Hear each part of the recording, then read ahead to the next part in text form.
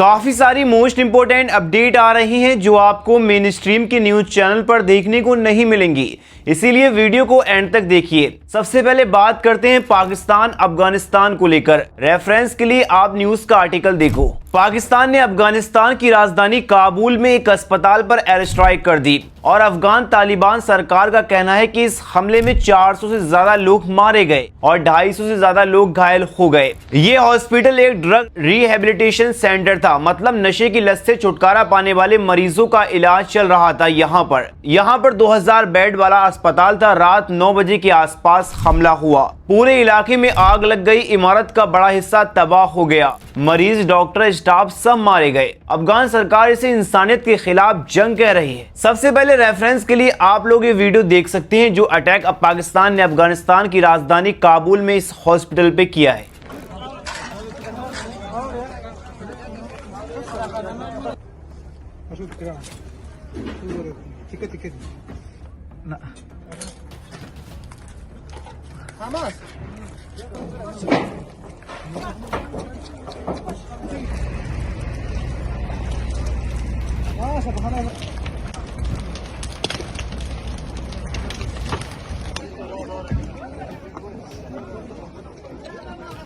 दोस्तों सोचिए, अस्पताल में जो लोग इलाज करवा रहे थे वो पहले से ही जिंदगी से जूझ रहे थे, नशे की लत से लड़ रहे थे और अब एक एयर स्ट्राइक ने सब खत्म कर दिया। ये कितना दर्दनाक है। पाकिस्तान की तरफ से इनकार किया गया है। उन्होंने कहा हमने सिर्फ मिलिट्री टारगेट पर हमला किया, कोई अस्पताल नहीं मारा। ये सब अफगानिस्तान की तरफ से झूठ फैलाया जा रहा है। दोस्तों इतना बड़ा अटैक करने के बाद पाकिस्तान की सरकार कह रही है कि हमने मिलिट्री बेस पर अटैक किया, ना कि हॉस्पिटल पर। लेकिन अफगान स्पोक पर्सन ने एक्स पर एक पोस्ट किया और इसकी सारी इंफॉर्मेशन दी। मौतों की संख्या अभी और बढ़ सकती है। अब सवाल यह है कि पाकिस्तान और इजराइल में मुझे कोई फर्क नजर नहीं आता। दोनों ही जगहों पर बेगुनाह लोगों की जान जा रही है, दोनों ही लोग बेगुनाह लोगों की जान ले रहे हैं। अस्पताल, बच्चे, मरीज सब टारगेट हुए।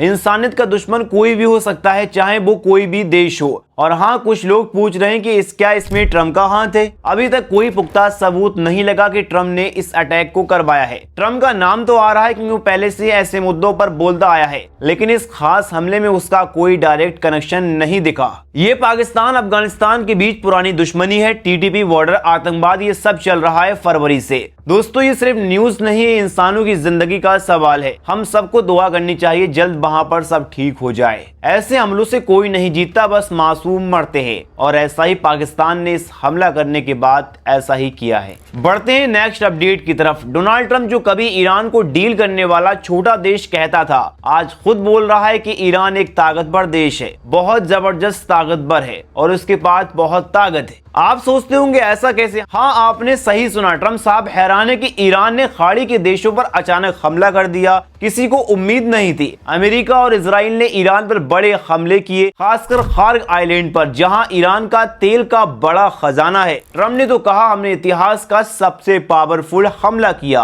अब सब तबाह कर दिया। लेकिन ईरान ने जवाब दिया, और जवाब क्या दिया? ईरान ने सीधे खाड़ी के देशों पर मिसाइल और ड्रोन से हमला कर दिया। सबसे पहले UAE, Kuwait, Bahrain, Qatar, Saudi Arab सबको निशाना बनाया। ट्रंप को लगा था बस ईरान अमेरिका और इजराइल से ही लड़ रहा है, लेकिन ईरान ने सोचा अरे तुम्हारे दोस्तों ने भी तुम्हारी मदद की है तो उन्हें भी सबक सिखाया जाएगा, और यूएई, कतर, बहरीन पर भी अटैक कर दिया। दोस्तों ट्रंप ने एक इंटरव्यू दिया है। ट्रंप ने इंटरव्यू में कहा हम हैरान रह गए, किसी को उम्मीद नहीं थी कि वो खाड़ी के देशों पर हमला करेगा। ये मेरे लिए सबसे बड़ा सरप्राइज था। मतलब ट्रंप साहब भी अब मान रहा है कि ईरान कोई मामूली देश नहीं, वो ताकतवर है, जबरदस्त ताकतवर है। रेफरेंस के लिए ट्रंप का ये वीडियो देख सकते हो।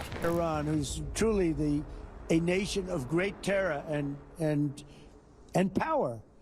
Look what happened in the last 2 weeks. They weren't supposed to go after all these other countries in the Middle East. Those missiles were set to go after them. So they hit Qatar, Saudi Arabia, UAE, Bahrain, Kuwait. Nobody expected that. We were shocked. And the other one, they fought back. They could have yielded.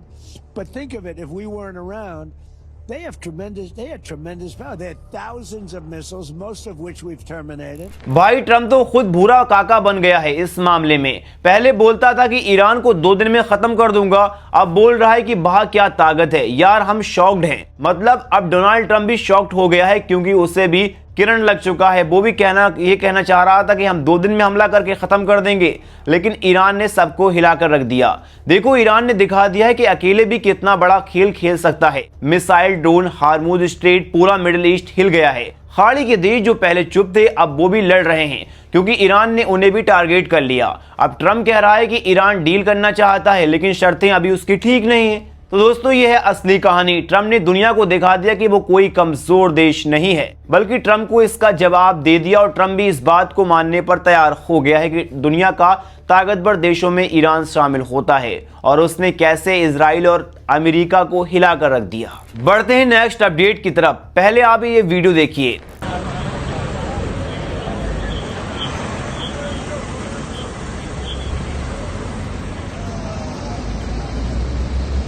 तेल Aviv के Ben Gurion international airport पे emergency situation बन गई।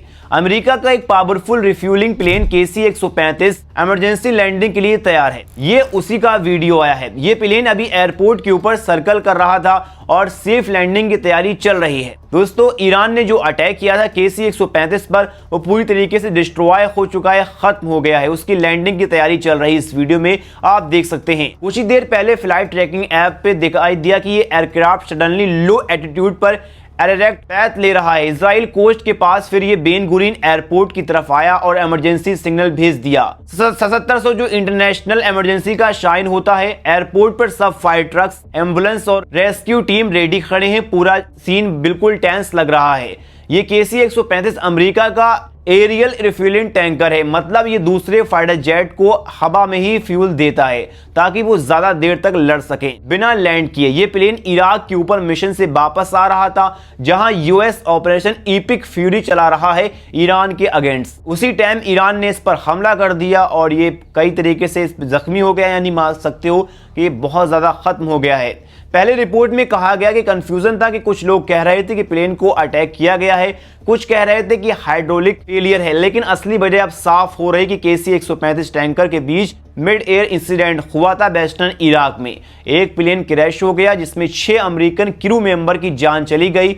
दूसरा plane ये वाला damage होकर भी इजराइल तक पहुंच गया और अब इमरजेंसी लैंडिंग करा रहे हैं। आप इन वीडियो में देख सकते हैं किस तरीके से ईरान ने जो एक अटैक किया वो पूरा खत्म कर दिया और दूसरे को डैमेज कर दिया। आप इन फोटो में देख सकते हैं कि ईरान अब अमेरिका की कितनी ज्यादा रीढ़ की हड्डी बन चुका है और परेशान कर रहा है। बहुत बड़ा ट्विस्ट है कि अमेरिका अपने अलाइज इजराइल को फुल सपोर्ट दे रहा है और बेन गुरीन एयरपोर्ट पर multiple US tanker already park हैं, वहां पर मौजूद हैं। काफी ज्यादा एयरपोर्ट पर इजराइल अमेरिका को सपोर्ट कर रहा है। बढ़ते हैं नेक्स्ट अपडेट की तरफ। आज रात बगदाद में हिला देने वाला वाकया हुआ। जस्ट नाउ यूएस एम्बेसी पर 6th राउंड के अटैक में एक बहुत पावरफुल अटैक हुआ। ये सिर्फ अटैक नहीं, पूरी रात चल रहा है ये सिलसिला। आज सुबह के वक्त यानी 17 मार्च 2026 के early morning Iraqi security sources के मुताबिक यूएस एम्बेसी बगदाद पर रॉकेट और कम से कम 5 ड्रोन से अटैक किया गया। ये अटैक इतना इंटेंस था कि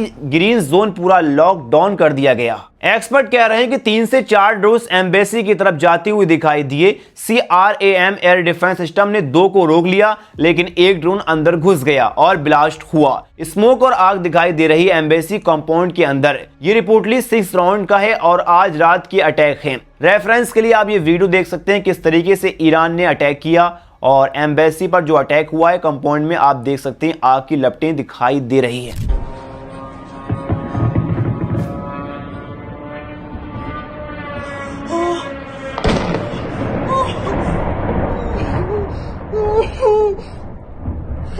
दोस्तों ये नया नहीं, फरवरी में एंड से यूएस और इजराइल ने ईरान पर स्ट्राइक शुरू किए थे। उसके बाद से ईरान अपना बदला ले रहा है। जैसे कातिब हिजबुल्लाह यूएस टारगेट पर रिवेंज ले रहा है। 14 मार्च को भी एम्बेसी पे मिसाइल गिरा था, हेलीपैड हिल गया था, स्मोक उड़ा था और आज का अटैक उससे भी बड़ा लग रहा है।